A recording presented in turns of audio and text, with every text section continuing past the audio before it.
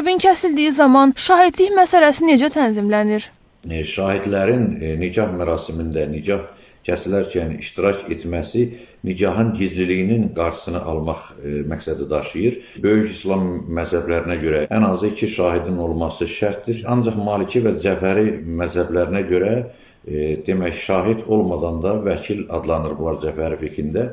Bunlar olmadan da nikah etibarlıdır. Buradan da aydınlaşır ki, şahidlərin iştirak etməsi şərti əslində nikahın gizliliyinin qarşısını almaq məqsəd daşıyır. Digər məktəblərə görə də bu şərt qoyulub ki, ictimailəşsin və elan olunsun. Müasir dövrümüzdə təbii ki, gənclər, ümumiyyətlə şəxslər özləri müraciət edərək dövlət qurumunda nikah kəsdirirlər və bu şübhəsiz ki, dövlət qurumuna bəlli olmaqla eyni zamanda da ictimailəşir və bu məlum olur. Beləliklə aydın olur ki, nikahın qeydə alınması üçün şahidlərin olması zəruri şərt deyil və onların iştirakı tərəflərin istəyindən asılıdır. Eyni zamanda nikahda şahid kimi iştirak etmək şəxslər üçün hər hansı hüquqi məsuliyyət yaratmır.